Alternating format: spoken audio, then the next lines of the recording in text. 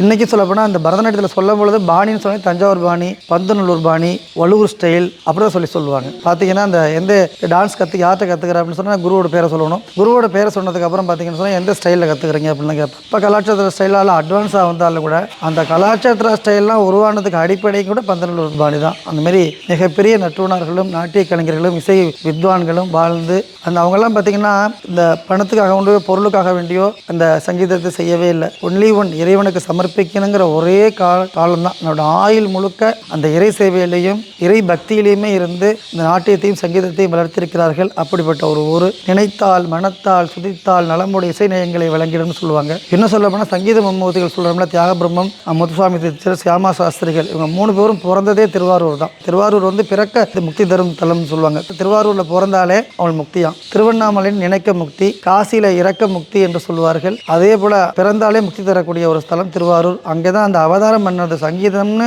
இன்னைக்கு இருந்தது. அதுக்கும் இந்த அளவுக்கு இவ்வளோ கீர்த்தனைகள் எழுதி இன்னைக்கு பாடிட்டு இருக்க பெரிய பெரிய வித்வான்களாம் கச்சேரியில் பாடக்கூடிய கீர்த்தனைகள் அவர்கள் எழுதின கீர்த்தனைகள் தான் பாடிட்டு இருக்காங்க. அவங்கெல்லாம் ஜென்மஸ்தலம்ங்கிறது திருவாரூர் தான். அதுபோல் அவங்க இறைவனோட இரண்டரை கலந்தது, ராமநாமம் சொல்லப்படி இரண்டரை கலந்த தியாகபுரம் வாழ்ந்து இறைவனோட இந்த ராமபிரானோட சேர்ந்த ஸ்தலங்கிறது திருவையாறு. இந்த எல்லாமே ஆன்மீக பூமி. நம்ம தஞ்சாவூர் மாவட்டம் மிகப்பெரிய ஒரு ஆன்மீக பூமி. இதில் பிறக்கிறதுக்கே நம்ம எல்லாரும் கொடுத்து வச்சிருக்கணும். அவ்வளோ பெரிய ஒரு ஆன்மீக ஸ்தலம். அதில் இந்த ஆன்மீகமும் பரதம்ங்கிறதுல இது இரண்டும் ஒன்றோடு ஒன்று இணைந்தது தான், பிரிக்கலாம் முடியாது. அதுக்காக தான் இது ஆன்மீகத்துக்காக ஏற்படுத்தப்பட்டது தான் பரதம். ஆனால் இன்னைக்கு அந்த பரதம் வெவ்வேறு பரிணாமங்களை அடைந்து நல்ல ஒரு வளர்ச்சி வளர்ச்சியும் கண்டிருக்கின்றது. அதுக்கு நிறைய பேர் மிஸ்யூஸும் பண்ணிட்டு இருக்காங்க. அது நிறைய விஷயம். ஆனால் நல்லதையும் நம்ம எடுத்துக்குவோம். அந்த விதத்தில் இதுக்கென்று இந்த நாட்டிய கலைஞர்கள் ஒவ்வொருத்தரும் அதை உணர்ந்துக்கணும். ஒவ்வொரு மாணவிகளும் உணர்ந்து கொள்ள வேண்டிய விஷயம். ஏன்னா இன்னைக்கு நாட்டியம்ங்கிறது காசு சம்பாதிக்கிற ஒரு வழியா, வியாபார பொருளா அந்த மாதிரி ஆகிட்டு இருக்கு. மெடல் ஆடுறது, கைத்தட்டல் வாங்குறதுக்கும்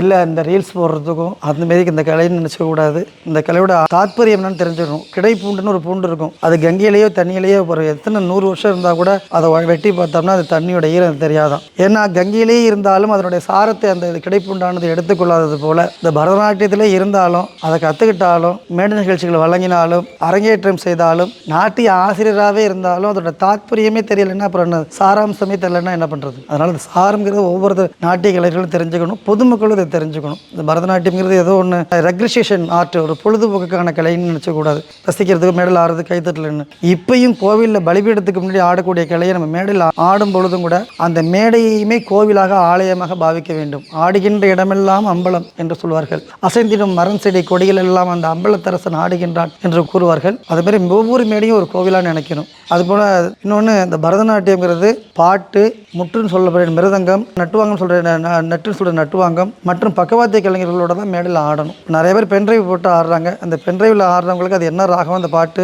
என்ன தாளம், அதில் என்ன கணக்கு வழக்கு இருக்குது, அதில் என்ன செஞ்சுருக்காங்கிறத உணர்வு கூட தெரியாது. ஏதோ அதில் போய் அடிச்சாங்க அப்படின்னு சொல்கிற மாரி கானமிலாட கண்டிருந்த வான்கோழி தானும் மதவாக பாவித்து தன் பொல்லாசிறகை விரித்து ஆடினால் போல் இருக்கும் கல்லாதான் கற்றகவி என்பது போல யாரோ எதுக்கோ எப்படியோ என்னவோ நினச்சி பண்ணதை அதை பற்றி புரியாமையே அதை தாளமும் இருக்காது, அந்த முதிரைக்கு என்ன அர்த்தம்னு தெரியாத மாரி மேடையில் போட்டு இஷ்டத்துக்கு ஆடிட்டு வந்துட்டு இருக்காங்க. அதெல்லாம் தவிர்க்கப்பட வேண்டிய விஷயம். பரதநாட்டியம்ங்கிறது அதோட பாரம்பரியமாக இருக்கிறது அதோட அழகு. மன்னார்குடி பெரிய கோயில் கட்டி 1000 வருஷம் ஆச்சு. மாடனாக இப்போ கட்டுற கட்டிடங்களும் அழகாக தான் இருக்குது. ஆனால் மன்னார்குடி பெரிய கோயிலுக்கு என்ன பெருமை? அதோட பாரம்பரியம் மாறாமல் அந்த பழமையான கட்டிடங்களோடு இருப்பது தான் அதோட பெருமை. அதுபோல் பரதநாட்டியம்ங்கிறது அதோட பாரம்பரியம் மாறாமல் இருக்கணும். பென்ட்ரைவ் போட்டு ஆடுறது, கேசட் போட்டு ஆடுறது, அது மாதிரிலாம் இல்லாமல் அதெல்லாம் தவிர்த்துட்டு ராகம்னா என்னன்னு தெரியாமல், தாளம்னா என்னன்னு தெரியாமல், அதாவது ஆடுகின்ற மாணவிகளை மட்டும் நான் சொல்லவில்லை, நாட்டிய ஆசிரியர்களும் கூட காரணம். அந்தமாரி அந்த ஒரு பாரம்பரியமாக கொண்டு போகணும். அதுதான் அதில் மெயின். இல்லாட்டி அதில் இருந்து அதோட எசன்ஸ் சாராம்சம் என்னன்னு தெரியாமல் போயிடும். நிறைய பேர் பார்த்தீங்கன்னா பரதநாட்டிய ட்ரெஸ் போட்டுட்டு போகும்போதே, மேக்கப் போட்டு போகும்போதே நானே பார்க்குறேன். சில இடங்களில் மனசு ரொம்ப வலிக்குது. இந்த கலை எப்படிப்பட்ட கலைன்னு தெரிஞ்சதுனாலையும் எனது குரு தஞ்சாவூர் தேவதி துரைக்கண்ணாமல் அவர்கள் எம்பெருமானுக்கு என்று சங்கீரணமாய் அர்ப்பணமானவர். அவங்களும் பொட்டு கட்டிட்டு தேவதாசியாக இருந்தது கடைசி சம்பிரதாயம், கடைசி தலைமுறையை சேர்ந்தவர். அவங்க சொல்லி தான் இவ்வளோ விஷயங்கள் தெரிஞ்சிருக்கு. அது இல்லாமல் நான் வாழ்ந்த காலத்திலேயே, நான் சின்ன பிள்ளையா இருக்கும் பொழுது கும்பகோணம் தர்மம்மா, திருவிடமருதூர் ராஜலட்சுமி அம்மாள், திருக்கரவாசல் சுப்புலட்சுமி அம்மாள் போன்ற தேவதாசிகளை நேரடியாக பார்க்கக்கூடிய பாக்கியமும், அவர்களுடைய பழகக்கூடிய பாக்கியமும், அவருடைய ஒழுக்கமும் வினயமும் பக்தியும் உணர்ந்ததால் என்னால் அதை புரிஞ்சுக்க முடியுது. அதை அவங்க அந்த ஜென்ரேஷனில் இருந்ததுனால அதனால் புரிஞ்சுக்க முடியுது.